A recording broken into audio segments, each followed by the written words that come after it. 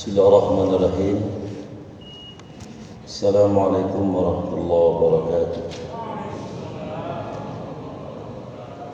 Bismillahirrahmanirrahim. Wassalatu wassalamu ala nabiyil mustafa wa ala alihi wa sahbihi ahli sidqi wal wafa, amma ba'du.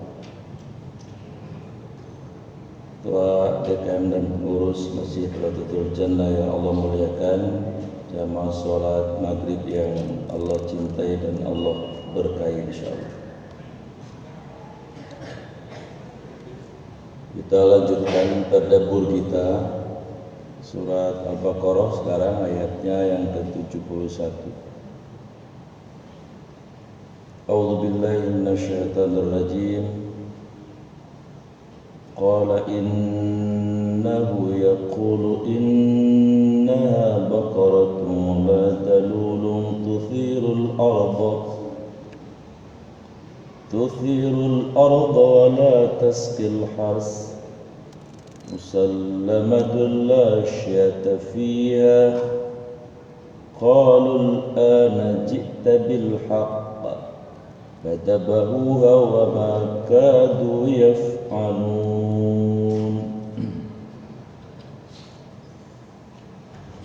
Dia Nabi Musa menjawab, ya.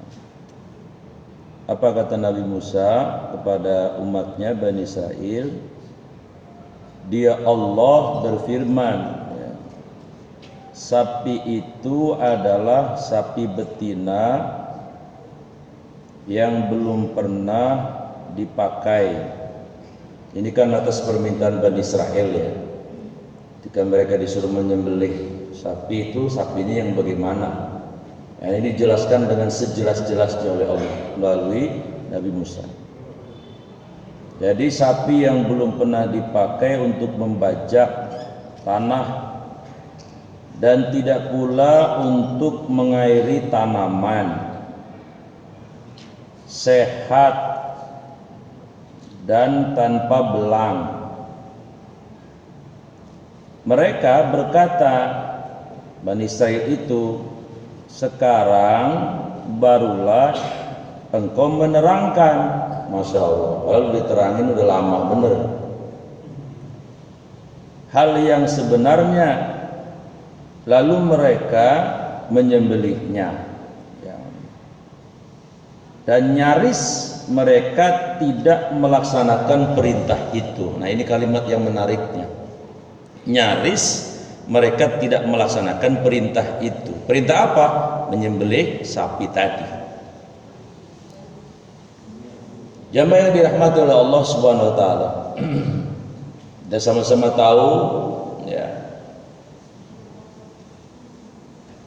orang Yahudi dalam usul fikrinya Ustaz Abu Ridho itu memang dibilang unik-unik, ya.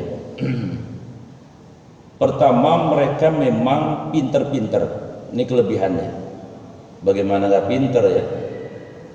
Ketika mereka menuju Syam dari Mesir itu kan 40 tahun kesasar tuh di padang pasir.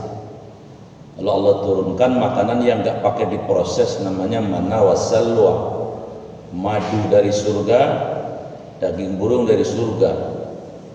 Ya pantesan letaknya pinter-pinter. Ya, kalau saya makanya rengginang mulu, ya tahu agak pintar-pintar ini. Jamaah yang dimuliakan Allah Subhanahu wa taala. Yang kedua, kelebihan orang Yahudi itu kata Abu Ridho adalah protektif. Protektif itu benar-benar mereka melindungi, ya, klan. Makanya di dunia mereka ciptakan jargon antisemit. Pokoknya yang tidak sayang sama orang Yahudi narsis lah, kira-kira gitu. Ketika Hitler membantai Yahudi, mereka bilang hampir 2 juta. Faktanya sih nggak sebegitu. Lalu ini disebar ke seluruh dunia agar mereka jangan coba-coba menyakiti dan mengeksekusi orang Yahudi. Protektifnya luar biasa.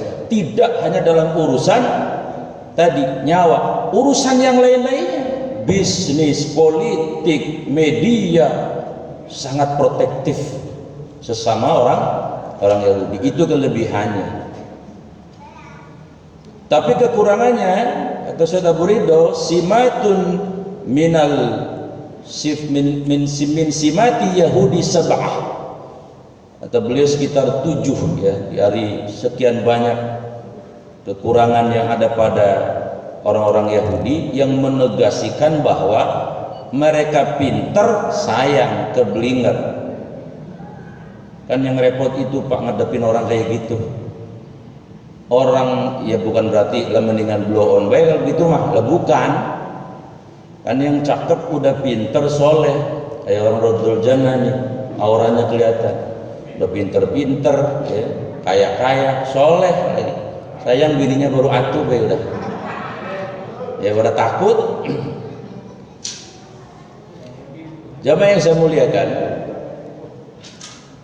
Jadi Yahudi itu punya 7 kira-kira karakter yang jelek, lalu dikombine dengan kepintarannya, outputnya rusak dunia ini. Ya sekarang yang kita rasakan ini. Bapak jangan kelihatan terlalu polos kayak saya. Itu Cina dan Amerika kelihatannya mah kayak Tom sama Jerry. Padahal mah kata Nabi, al-kufru millatu wahidah. Kekufuran itu pasti bersatu kalau musuhnya Islam. Ya kelihatannya doang musuhan, tapi kalau musuhnya Islam bersatu mereka. Kira-kira begitu. Nah, jadi ketika pinter kemudian kolaborasi dengan keblinger, outputnya yang sekarang ini terjadi. Dari dengan bahasa lain, dunia ini kayaknya tidak ada ya jengkal-jengkal wilayah yang ada di teritori bumi Allah ini yang tidak terkontaminasi dan tersentuh auranya Yahudi. Mana ada? Indonesia, blerot bener.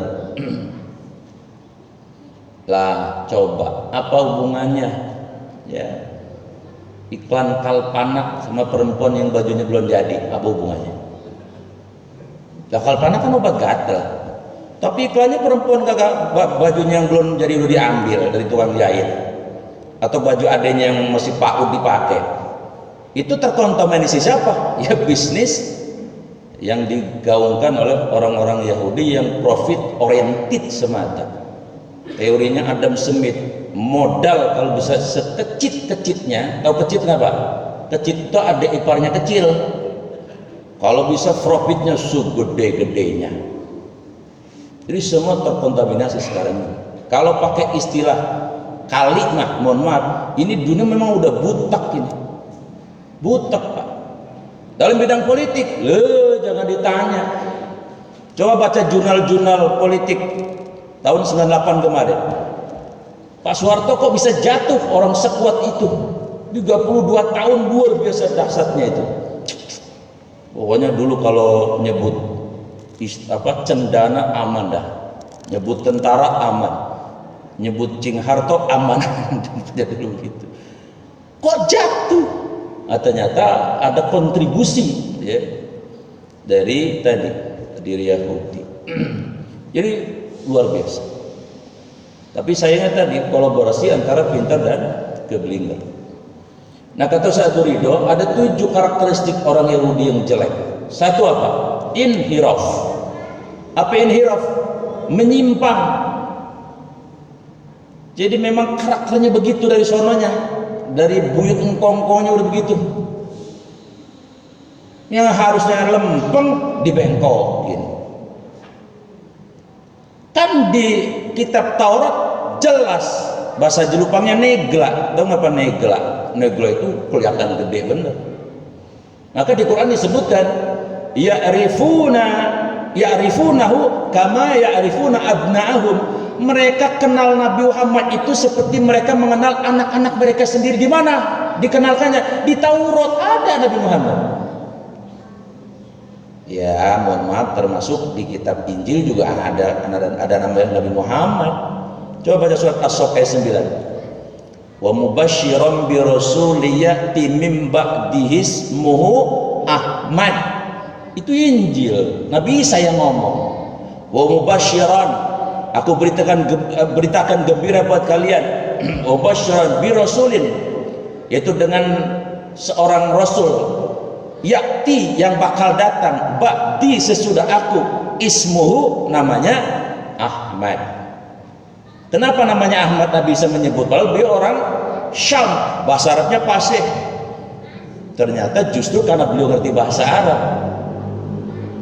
Jadi kalau orang yang hubungan vertikalnya dengan Allah itu luar biasa, itu namanya Hamid. Di atas Hamid, Ahmad. Nah, itu rahasianya. Kenapa Nabi bisa menyebut Ahmad? Tapi kan Nabi Muhammad namanya Nabi Muhammad. Siapa yang ngasih nama Nabi Muhammad? Kakeknya Abdul Muthalib. Ketika beliau lahir, dibawa ke Ka'bah. Lalu beliau bilang, wahai saudara-saudara, ini cucu saya namanya Muhammad. Orang kafir pada bingung, Muhammad. Harusnya apa? Mahmud, yang basmah sesuai bahasa Arab. Nah, tapi karena Abdul Muthalib mengerti bahasa Arab, orang yang terpuji secara horizontal namanya Mahmud. Nah, kalau di atas Mahmud, terpujinya luar biasa, Muhammad. Jadi tadi Nabi Isa juga sudah menyebut di dalam kitab Injil bahwa Nabi setelah aku, Nabi penutup zaman adalah Nabi. Di Taurat juga dijelaskan, bahkan tadi saya katakan ya'rifunahu kama ya'rifuna abnahum. Orang-orang Yahudi tahu betul Nabi Muhammad sebagaimana mereka tahu tentang anaknya mereka sendiri. Ya kan, kalau bapak tahu anak sendiri kan sampai ke pitak-pitaknya tahu, ya kan Pak Haji? Sampai unyeng-unyengnya juga tahu. Ya namanya anak dewek. Kepalanya pitak di mana paha, orang anak. Orang Yahudi nggak ngerti. Tapi inhiraf, diselempangkan, diselingsoin kalau bahasa sini Pak. Inhiraf itu karakter Yahudi seperti itu. Yang kedua, kibrun. Apa definisi kibrun? What's the meaning kibrun? Batarul haq wa ghamtun nas. Menolak kebenaran yang didatangkan Allah, ghamtun nas, lalu merendahkan manusia. Ini karakter orang Yahudi. Mengapa mereka sampai dikutuk, mohon maaf, jadi khinzir, jadi mohon maaf, jadi babi, dikutuk jadi monyet. Masih ingat ya kemarin dikutuk jadi monyet? Ya, Yahudinya umatnya Nabi Daud, ya, disuruh, mereka minta Daud, tolong dong mintain satu hari saja, kami nggak kerja, kami ibadah aja dah katanya. Baik, kata Nabi Daud, dikasih sama Allah, harinya Sabtu, pokoknya jangan kerja, korup aja. Diuji sama Allah. Justru kemudian di hari Sabtu itu di pinggir laut, di laut di antara Madinah dan Syam ya, itu ikannya gede-gede benar.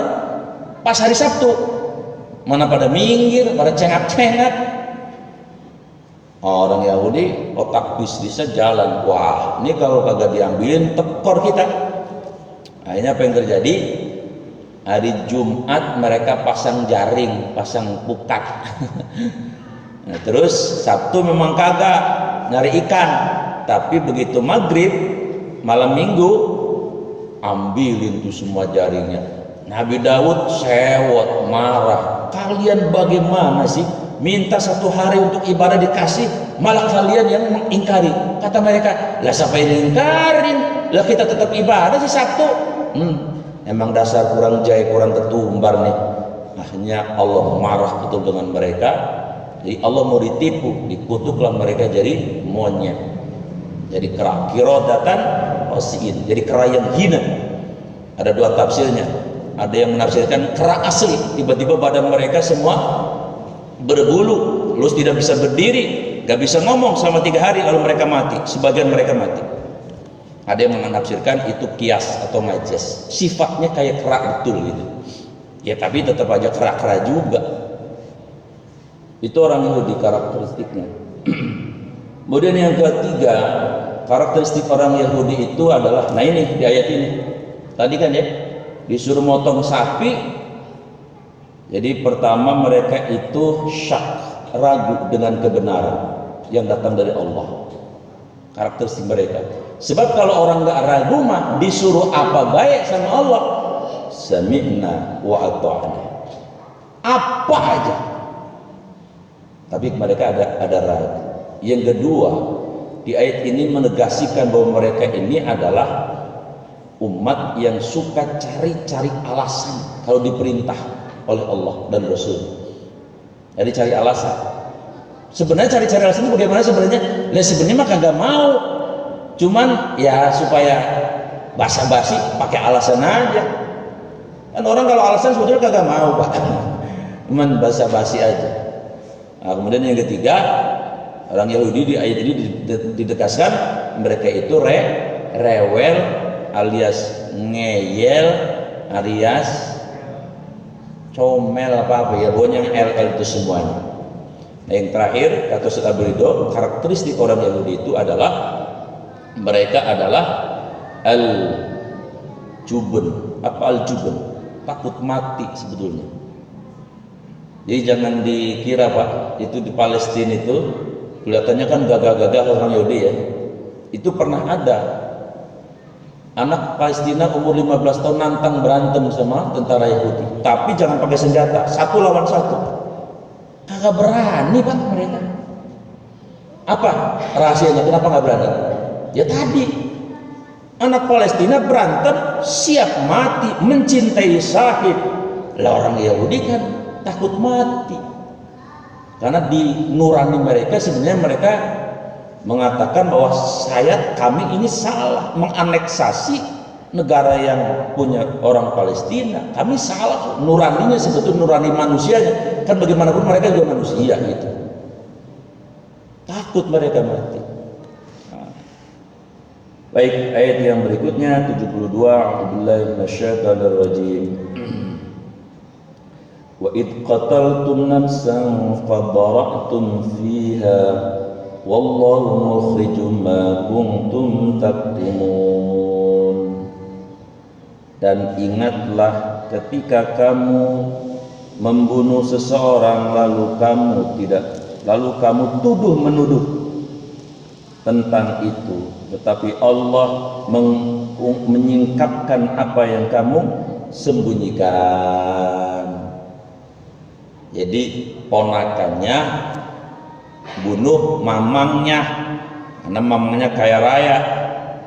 Untuk menutupi jejak, eksekusi pembunuhan di malam gulita jam 12. Zaman dulu belum ada listrik. Lalu pinternya lagi, mayatnya dibuang ke kampung sebelah. Apa yang terjadi? Paginya gempar itu kampung sebelah. Anehnya lagi, hebatnya, si ponakan itu kemudian ngajak orang-orang sekampung untuk menuntut balas terhadap kematian mamang yang kaya raya dan tidak punya anak itu. Persoalan ini kemudian dilaporkan kepada Nabi Musa, tapi sebelum dilaporkan Nabi Musa saling tuduh, nggak ada yang mengaku. Kata kampungnya si ponakan, kalian dasar ya, memang kampung pembunuh, sampai kampung-kampungnya di bawah-bawah itu. Ya mereka nggak ngaku, ya bilang enak baik, barangan aja.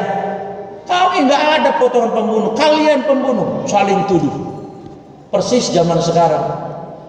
Kalau ada peristiwa nggak pada mau ngaku, sampai capek hakim sama jaksa. Lah coba kalau ngaku makan kagak habis-habisin duit negara. Betul nggak Pak? Ya kalau ngaku mah misalnya, ya sudah saya bunuh 6 orang, udah saya hukumannya udah selesai, udah selesai. Ini sampai orang tenggorokannya mau putus baru ketemu siapa yang bunuh. Itu juga prosesnya masih lama bener. Habis-habisin negara. Saya yakin kalau orang mau pada ngaku kalau berbuat jahat, ya Allah, kayaknya nggak usah ada KPK kali ya. Polisi rada-rada ya banyak ngopi kayak polisi ya.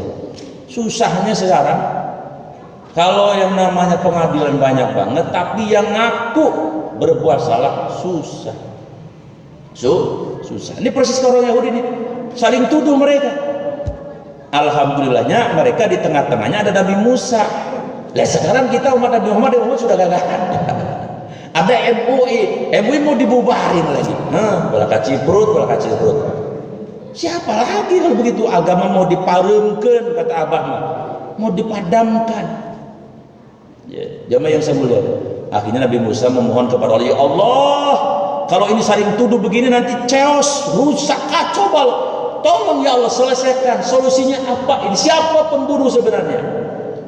Allah menyuruh Musa sembelih sapi betina, potongan dari tubuh di sapi itu ambil, pukulkan kepada si mayat tadi.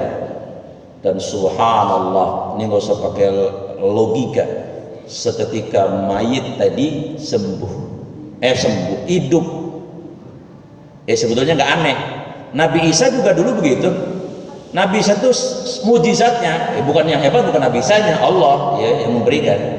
Orang lagi di kuburan, Pak, Nabi Isa bilang, atas nama Allah dan atas izin Allah, wahai mayit yang ada di kuburan, bangun, bangun hidup. Lo coba kalau di Jepang begitu, kan Jepang ada kuburan belah sana belah kulon. Yang di kuburan hidup, waduh, langang sorong kemana saya? Lari bisa jadi orang sekarang. Nabi Isa pernah. Kalau Nabi Musa bisa begitu, ya emang Rasul mah mujizatnya luar biasa. Namanya juga mujizat. Jadi akhirnya si mayit itu hidup lagi, lalu memberitahu. Ditanya oleh semua orang, siapa yang bunuh? Anda ini. Yang membunuh saya adalah Simeon, ponakan saya. Dia ngincer harta saya. Tapi karena saya nggak mati-mati, dia membunuh saya. Wah, gempar. Ternyata ya ketahuan. Sekarang nggak ketahuan ya, polisi yang bunuh kan ketahuan ya. Tapi kagak diapa-apain. Lagi giliran orang biasa, dia membiasa-biasaan. Ya tahu dah, namanya dunia begini kali ya. Memang dunia udah akhir zaman lagi. Jadi akhirnya ketahuan. Maka di ayat ini disebutkan bahwa mereka saling tuduh karena telah membunuh seseorang. Nah kemudian Allah mensingkapkan kebenaran itu melalui Nabi Musa. Ayat yang ketiga, yang terakhir 73. A'udzubillahi minasyaitonirrajim. Nah ini, faqul nadribuhu bi ba'diha kadzalika yuhyillahu al-mauta wa yuriikum ayatihi la'allakum ta'qilun. Ada kalimat la'allakum ta'qilun. Apa kata Allah di sini? Lalu kami berfirman, pukullah mayit itu dengan bagian dari sapi itu. Demikianlah Allah menghidupkan orang yang sudah mati, dan dia memperlihatkan kepadamu tanda-tanda kekuasaannya agar kamu mengerti. Sebetulnya takkilun itu lebih hebat dari tatafakkarun. Kalau tatafakkarun itu adalah otak biologis. Ya tafakkaruna fi khalqis samawati, menciptakan langit dan bumi dipikirkan oleh otak. Tapi kalau takkilun itu dari kata akola, maknanya mengikat. Mengikat apa? Mengikat dengan kebenaran. Makanya orang berpikir belum tentu berakal. Tapi kalau orang berakal pasti berpikir. Kalau orang berakal itu mengikat diri dengan kebenaran. Tapi orang berpikir belum tentu mengikat diri dengan kebenaran, karena dia hanya mengandalkan dan mengeksplorasi pikirannya saja. Ya, persis dengan istilah di dalam tubuh yang sehat terdapat jiwa yang kebalik ya. Di dalam apa? Mensana yang berperasaan. Di dalam jiwa yang sehat terdapat belum tentu juga. Ya pokoknya kalau badan sehat, jiwa sehat, udah anteng beda ya, kira-kira begitu. Nah jadi kalau afala takkilun itu akal orientasinya kebenaran. Tapi kalau afala tatafakkarun, eksplorasi otak secara biologis. Nah di ayat ini Allah mengatakan afala takkilun, hai orang Yahudi, apa kalian tidak berakal? Bukan apa kalian tidak berpikir. Kalau berpikir nanti adalah objeknya hanya ini ruang dan waktu. Tapi kalau takkilun, tembus secara transendental, mengikat diri dengan Allah Subhanahu wa taala. Kemudian bermanfaat. Assalamualaikum warahmatullahi wabarakatuh.